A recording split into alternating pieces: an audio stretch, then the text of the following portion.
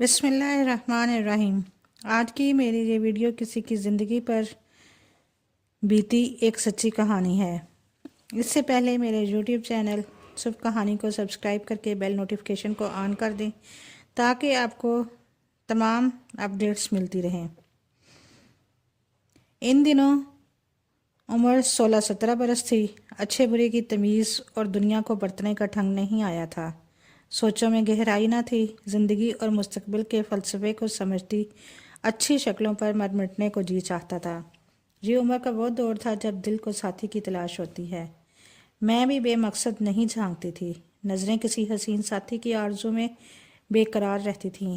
میری بھولی ماں میری نظروں کا مفہوم نہ سمجھتی تھی، تبھی انہوں نے کبھی چھت پر جانے سے منع نہیں کیا۔ ان کا خیال ہوگا کہ یہ عورت تو کہیں آتی جاتی نہیں، ایک چھت ہی تو ہے، کھلی فضا میں سانس لے لے۔ یہ اتوار کا دن تھا۔ کافی دنوں سے سامنے والی بلڈنگ میں بالائی منظر پر جو فلور خالی تھا، آج وہاں زندگی کے آثار نظر آئے۔ ایک خوبرو نوجوان گیلری سے جھانک رہا تھا۔ اچانک اس نے نظر اوپر اٹھائی اور مجھے چھت کی منڈیر سے اپنی جانب تکتے پایا۔ بے اختیار وہ معنی خیز انداز میں مسکرا دیا اور میں ایک دم سے پیچھے ہو گئی، پر اب چین کہاں تھا۔ ذرا دیر بعد پھر جھانکا، اس نے بھی خوش دلی سے ہاتھ ہلا دیا۔ میری نوید سے جان پہچان بس ایسے ہی ایک جھلک سے شروع ہو کر ایک مکمل داستان پر ختم ہو گئی، مگر میری زندگی کا یہ سفر منزل پا لینے کے باوجود بھی نامکمل رہ گیا۔ ایک روز جب کہ چھت سے میں جھانک رہی تھی اور نوید مجھے اشارے کر رہا تھا، میری شامت اعمال میرے ابو صاحب گلی سے نمودار ہو گئے۔ وہ گھر کی جانب آ رہے تھے۔ میں تو اپنی دنیا کی رنگینی میں کھوئی ہوئی تھی۔ ان کے آنے کا مجھے احساس نہ ہوا، لیکن ابو نے مجھے نگاہوں کی زبان میں نوید سے گفتگو کرتے ہوئے دیکھ لیا۔ والدہ سے پوچھا، سلطانہ کدھر ہے؟ چھت پر ہوگی یا یہیں کہیں ہوگی؟ انہوں نے شانے بے نیازی سے جواب دیا اور اپنے کاموں میں مصروف ہو گئی۔ سورا بیگم، کمال ہے تم جوان بیٹی کی ماں ہو، ان کو خبر ہی نہیں کہ تمہاری بیٹی کہاں ہے۔ اگر چھت پر بھی ہے تو اس میں بھری دوپہر میں وہاں کیا کر رہی ہے؟ اب مجھے کیا خبر بھئی، میں تو کچن میں کھانا بنانے میں مصروف ہوں۔ کھانے کو چھوڑو اور بیٹی کی خبر لو۔ چھت پر جاؤ، دیکھو تو وہاں کڑکتی دھوپ میں کیا کر رہی ہے۔ والد صاحب کی سخت تیور دیکھ کر امی اوپر آنے کو سیڑھیاں چڑھنے لگیں۔ امی کے قدموں کی آواز پر میرے کان کھڑے ہو گئے۔ میں خود جلدی سے سیڑھیوں پر پہنچ گئی اور ان کے چھت تک پہنچنے کی نوبت ہی نہ آئی۔ چلو، تمہارے ابو آگے ہیں اور تم کو پوچھ رہے ہیں۔ میرا دل تو دھڑک اٹھا۔ خدا نہ کرے مجھے ابو نے نوید سے اشاروں میں باتیں کرتے تو نہیں دیکھ لیا۔ دل درست خدشے سے دھڑکا تھا۔ ابو نے ڈانٹ کر پوچھا، اس وقت چھت پر کیا کر رہی تھی؟ کیا سامنے کی بلڈنگ میں تمہاری کوئی سہیلی رہتی ہے؟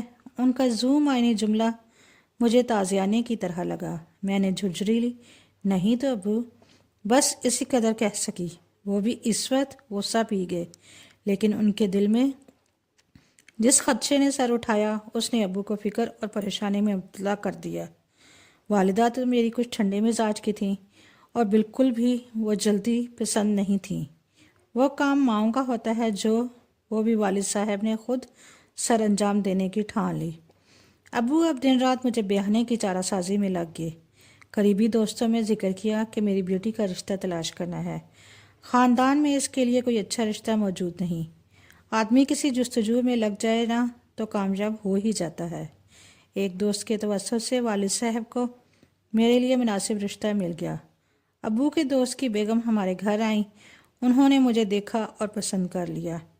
جب والدہ نے مجھے بتایا کہ تمہارے ابو نے ایک لڑکا پسند کر لیا ہے تو میں پریشان ہو گئی، مگر ماں کی تسلی کو کہا، مجھے اس لڑکے کی فوٹو تو دکھائیے تبھی ہاں کروں گی۔ اگلے روز امی نے ایک فوٹو دکھائی۔ موصوف کی شکل دیکھ کر مجھے ایک آنکھ نہ بھائی۔ ذرا بھی خوبصورت نہ تھا، اوپر سے کچھ پختہ عمر کے لگتے تھے، سر پر بال بھی بہت کم تھے۔ دیکھتے ہی میں نے فوٹو کو پرے پھینک دیا اور کانوں کو ہاتھ لگا کر کہا، توبہ امی، کیا آپ کو میرے لیے یہی آدمی پسند آیا ہے؟ ہرگز میں اس سے شادی نہ کروں گی، مر جانا پسند کر لوں گی۔ اماں کی آنکھیں تو کھلی کی کھلی رہ گئیں۔ انہوں نے یہ کہہ کر مجھے مزید اس معاملے پر بحث کرنے سے روک دیا۔ ابو دفتر چلے گئے۔ ماں نے کہا، میں نے بات کی ہے، ابو نے یہی سوال کیا ہے کہ بیٹی سے پوچھو انکار کی کیا وجہ ہے۔ محض صورت ہی سب کچھ نہیں ہوتی، اصل چیز تو سیرت ہوتی ہے۔ سیرت کے ساتھ لڑکی لڑکے کی پسند کو بھی خاطر میں رکھنا پڑتا ہے۔ تو کیا کوئی پسند ہے تیری؟ بتا دے، یہ میں تیرے بابا سے پوچھ لوں گی۔ سوچا موقع اچھا ہے ماں کے کان میں ڈال ہی دوں، ایسا نہ ہو بعد میں کہیں ہم نے تو تم سے پوچھا تھا لیکن تم نے ہی اپنی پسند نہ بتلائی۔ ماں وہ سامنے والی بلڈنگ میں جو لوگ آئے ہیں نا، ان کا لڑکا ہے، نوید نام ہے۔ میں ان کے بارے میں زیادہ نہیں جانتی، لیکن مجھے وہ لڑکا پسند ہے اور وہ بھی مجھ سے شادی کرنا چاہتا ہے۔ ابا سے کہیں میرا رشتہ اس کے ساتھ کر دیں۔ لڑکا کون ہے، کیا کرتا ہے، کس خاندان سے ہے؟ ارے بھئی کچھ تو معلوم ہونا۔ مجھے نہیں معلوم اماں، میں اس سے ملتی تھوڑا ہوں، بس چھت سے ہم بات کر لیتے ہیں۔ وہ نئے لوگ آئے ہیں اور معلومات لینا تو ابا کا کام ہے، وہ اپنا کام جانے۔ امی نے کہا اپنا کہا نہ بہا دیا، میری پسند سے ابو کو آگاہ کر دیا۔ ابو تو سخت غصے میں آ گئے کہ میں سب جانتا ہوں، مجھے معلومات لینے کی ضرورت نہیں۔ وہاں کوئی فیملی نہیں ہے، بلکہ ایک لڑکا تنے تنہا رہتا ہے، کرائے پر فلیٹ لیا ہے۔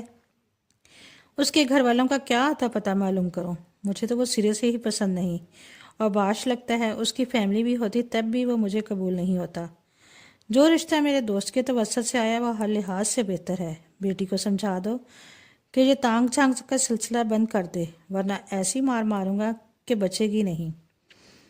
اماں مجھے کیا بتاتی، ابو تو یہ سب بلند آواز کے ساتھ گرج برس رہے تھے۔ اب ان کا کہا پتھر کی لکیر ہے اور مزید کچھ کہنے سننے کی گنجائش نہیں۔ وہ کسی اجنبی سے رشتہ ہرگز نہ کریں گے۔ اگلے روز شام کو ابو کے دوست اور ان کے صاحبزادے تشریف لے آئے۔ ان لوگوں کو والد صاحب نے چائے پر بلایا تاکہ امی بھی لڑکے کو دیکھ لیں، اس سے بات چیت کر لیں کہ ماں کی تسلی بھی ہونی چاہیے۔ والدہ نے بات چیت کر لی اور انہیں بھی وہ لڑکا پسند آ گیا، بلکہ امی تو اب اس رشتے کی زیادہ طرفدار ہو گئیں۔ جب یہ لوگ ڈرائنگ روم میں تھے میں چھت پر گئی، ان لوگوں کو جاتے ہوئے دیکھا۔ پہلی ہی نظر میں مجھے وہ شخص بے حد برا لگا جو کہ اس گھر کا متوقع داماد تھا۔ اسی وقت سوچ لیا کہ جان دے دوں گی مگر شادی اپنے خوابوں کے شہزادے نوید سے ہی کروں گی، جو اس قدر خوبصورت اور ہینڈسم تھا، جیسے کسی ملک کا پرنس ہو۔ جب ابلتے چشمے کو راستہ میں نہ ملے تو وہ پہاڑ کو شک کر ڈالتا ہے۔ میں نے بھی جلدی میں ایک خط لکھ کر نوید کی طرف اچھال دیا۔ وہ دوڑ کر آیا اور خط گلی سے اٹھا لیا۔ خط میں میں نے تمام باتیں بتا دی تھیں کہ کس طرح ایک بار ملیں تاکہ ہم اپنے مستقبل کا فیصلہ کر لیں، ورنہ بہت دیر ہو جائے گی۔ شام کو اس نے گیلری سے قریب پارک کی جانب اشارہ کیا اور 2 انگلیوں سے 11 بجے کا وقت بتایا۔ والد صاحب صبح دفتر چلے گئے۔ میں نے کبھی امی سے نہ کہا تھا کہ کسی سہیلی کی طرف جانا ہے۔ پہلی بار امی کی منت کی کہ مجھے میری سہیلی سے ملنا ہے۔ وہ بولی ذرا کام سے فارغ ہو لوں تو چلتی ہوں تمہارے ساتھ۔ آپ کبھی بھی فارغ نہیں ہو سکتی کیونکہ آپ کے تو ختم ہونے میں کام آتے ہی نہیں ہیں۔ تب تک ابو کے گھر لوٹنے کا وقت ہو جائے گا۔ میری تو اس کا گھر نزدیک ہی تو ہے، ساتھ والے پارک کے پاس۔ بولی ماں کو تو سمجھ نہیں آیا، میری منت سے باتوں میں آ گئی۔ بولی اچھا جاؤ لیکن جلدی واپس آ جانا، آدھے گھنٹے سے زیادہ دیر نہ لگانا ورنہ میں خود تم کو لینے آ جاؤں گی۔ خدا کا شکر، دوڑی ہوئی کمرے میں گئی، جلدی سے لباس تبدیل کر کے گھر سے نکل گئی۔ پارک کا راستہ سے 5-7 منٹ کا تھا۔ وہ پہلے سے ہی میرا انتظار کر رہا تھا۔ پہلی بار ملی تھی، روبرو ایک دوسرے سے قریب ایک دوسرے کو دیکھ رہے تھے۔ میری تو خوشی کا کوئی ٹھکانہ ہی نہ تھا، لیکن جس خوف سے یہ جرت کی تھی اظہار ضروری تھا۔ اس نے کہا مجھ سے بچھڑ جانے کا ڈر ہے تو مضبوط قدم اٹھانا ہوگا۔ کہو تو تمہارے والد سے رشتے کی بات کروں ورنہ میرے ساتھ چلو اور کورٹ میں نکاح کر لیتے ہیں۔ پر ابو رشتہ نہ دیں گے، ابو فیصلہ کر چکے ہیں کہ وہ اسی لڑکے کو ہی رشتہ دیں گے جو ان کے دوست کا بیٹا ہے۔ ابو نے وہاں ہاں کہہ دی ہے تو پھر کیا کرنا ہے کورٹ میرج؟ کچھ سوچ کر میں نے سر جھکا لیا۔ دیکھو میں تنہا ہوں، اپنے بزنس کے سلسلے میں یہاں رہ رہا ہوں، میرا کوئی رشتہ دار نہیں، نہ بزرگ کہ تمہارے ابا سے رشتہ لینے آئے۔ البتہ 2-1 دوست ہیں، وہ آ سکتے ہیں میرے ساتھ، بس رہنے دو۔ ابا کہیں گے کہ خاندان کا آتا پتہ نہیں اور چلے آئے ہو رشتہ مانگنے۔ کیا رشتے یوں طے ہوتے ہیں؟ مجھے پتہ ہے میرے ابو ایسا ہی کہیں گے۔ 2-3 दिन सोच विचार में गुजर गए। इधर अम्मा और बाबा मेरी शादी के तस्करों में लगे थे, इधर मैं नवीद के साथ हमेशा जिंदगी गुजारने के ख्वाब बुन रही थी। मैंने चुपके से एक दिन दरवाज़ा खोला और निकल गई। नवीद गाड़ी कार में बैठकर हमेशा के लिए मैंने घर छोड़ दिया। वालिदैन की बेखबरी में उनकी मर्ज़ी के ख़िलाफ़ अपनी पसंद की शादी कर ली। नवीद ने इस वाक़े से चंद दिन कबल ही सामने वाला फ्लैट छोड़ दिया था और वह दूसरे फ्लैट में मुझे लेकर आया, जो किराए पर लिया था। नवीद से कोर्ट मैरिज करके मैं बहुत खुश थी, लेकिन वालिदैन को धोखा देने का कल्ब मेरे दिल में ज़रूर था। मगर इस वक्त तो मुझे अपनी खुशी और अपने ख्वाब ज़्यादा अजीज़ थे। नवीद में कोई कमी ना थी, अच्छा खिलाया पिलाया, रोज़ शाम को सैर पर जाते। ये फ्लैट हमारे घर से काफ़ी दूर एक पोश इलाके में था। मुझको अपने शोहर के साथ कभी खर्चे की तंगी महसूस ना हुई, लेकिन इस बात का भी इल्म न था कि मेरे शोहर काम क्या करते हैं। बस यही कहते थे कि एक छोटा मोटा अपना बिजनेस है। तुमको मेरी बिजनेस की तफसील जानने की क्या गर्ज, तुम्हें तो बस खर्चे से मतलब होना चाहिए, वो तो तुमको मिल जाता है। 4 साल सुकून से गुजर गए।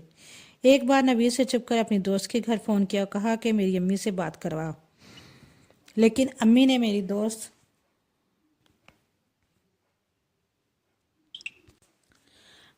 लेकिन अम्मी ने मेरी दोस्त से साफ कह दिया कि हमने उससे कोई राब्ता नहीं रखना। अब मैं 2 बेटियों की माँ बन चुकी थी। जिस फ्लैट में हम रहते थे उसके बराबर वाले फ्लैट में एक उम्र रसीदा नर्स मरियम रहा करती थी।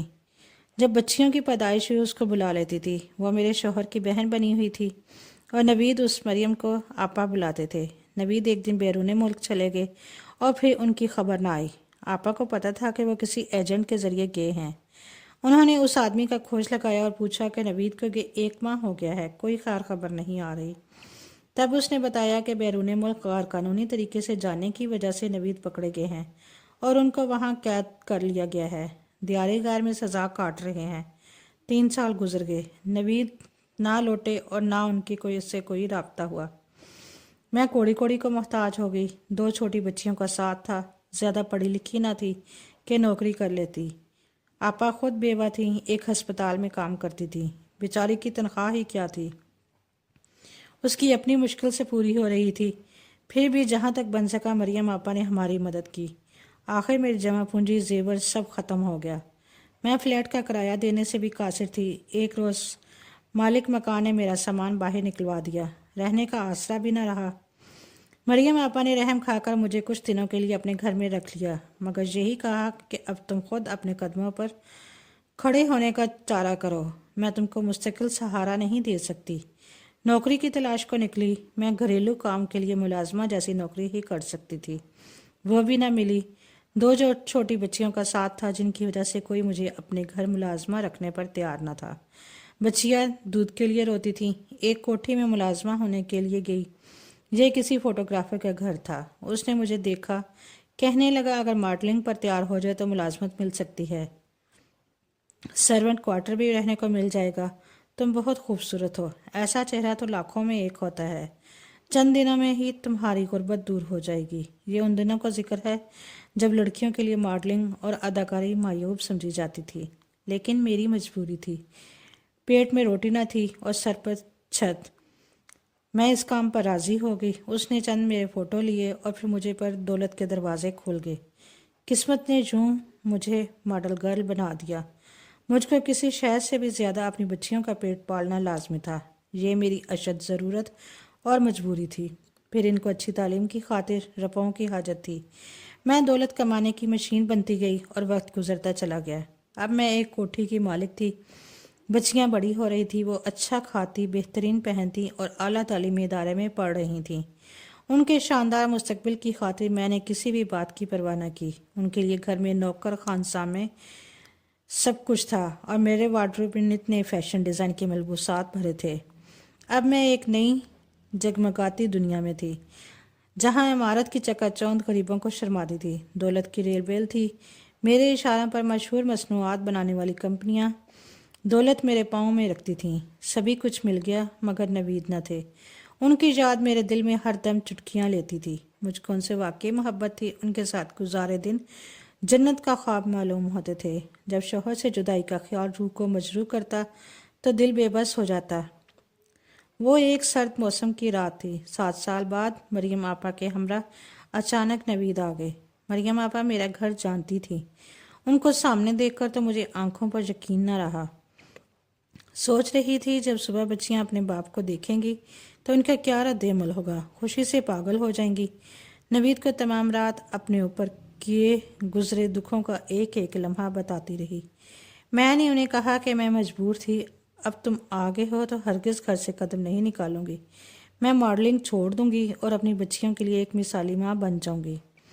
ہمیں ایک نئے دور کا آغاز کرنا چاہیے۔ یقین تھا کہ نوید اب ہمارے لیے کچھ کریں گے۔ نوید کہنے لگے، کوئی کام برا نہیں، بشرطی کہ آدمی خود برا نہ ہو۔ وہ ہمارے ساتھ کوٹھی میں رہنے لگے، لیکن ان کو اب بیکار بیٹھنے سے غرض تھی۔ کمانے سے کوئی سروکار نہ تھا۔ کہتے تھے، بھٹکتے بھٹکتے تھک گیا ہوں، اب ذرا آرام کرنا چاہتا ہوں، سستانا چاہتا ہوں، مجھے سانس لینے دو۔ انہوں نے اتنا لمبا آرام کیا کہ آرام کی سانسیں ہی رہ گئیں۔ مجھے کہتے، ماڈلنگ نہ چھوڑنا، اب اتنی محنت کر چکی ہو، اپنے پیشے کو چھوڑنا مت۔ وقت ٹھہرتا نہیں۔ میں بھی اب عمر رسیدہ ہوتی جا رہی تھی۔ غصے میں وہ کوشش وہ بات نہ رہی تو میں نے کام چھوڑ دیا۔ مجھے ادھیڑ عمر کا کیا کام، ایسے میں عزت سے گھر بیٹھ جانا ہی بھلا تھا۔ بچیاں بھی جوان ہو گئی تھیں۔ جب کمائی کا راستہ بند ہوتا تو نوید کو میں پھر سے جگانے لگی کہ بس اب بہت ہو چکا آرام، اب تو کچھ کام کرو، ہاتھ پیر ہلاؤ۔ تو مرد کا کام ہوتا ہے کما کر لانا اور گھر چلانا، تمہاری ذمہ داری ہے۔ میں نے تو اپنی آدھی زندگی گنوا دی۔ وہ میری زندگی کی بچی کھچی خوشیوں اور امید کا آخری دن ثابت ہوا جب نوید نے مجھ سے کھل کر کہہ دیا، میں کچھ نہیں کر سکتا، مجھے کوئی کام نہیں آتا، مجھے اب کمانے کی عادت نہیں رہی۔ اس طرح کرتے ہیں کہ ہم اپنی بیٹیوں کو ماڈلنگ کے میدان میں لے آتے ہیں۔ یہ بیٹیاں تم سے زیادہ خوبصورت ہیں اور نوخیز چہروں کی تو مانگ ہوتی ہے، اب تم آرام کرو، یہ تمہاری جگہ لے لیں گی۔ بیٹیوں کے باپ کی اس ارادے پر میری آنکھوں سے آنسو بہہ نکلے۔ کیا اسی خاطر میں نے کٹھن راستہ چنا تھا اور اتنے کٹھن وقت اٹھائے تھے؟ اب میرے چمن کی نوخیز کلیوں پر ان کے باپ کی نظر تھی کہ یہ کمائیں گی اور وہ کھائے گا۔ جب بھرم کا رشتہ ٹوٹ گیا تو میں نے بھی طلاق حاصل کر کے جان چھڑا لی تاکہ بچیوں کو وقت پر ان کے گھر کا کر سکوں۔ پر آج بھی یہ خلش میرے دل میں ہے، کاش کہ میں نے اپنے ماں باپ کو دھوکہ نہ دیا ہوتا۔ ماں باپ کا دل دکھانے کی وجہ سے ہی میرے ساتھ زندگی میں یہ سب کچھ ہوا۔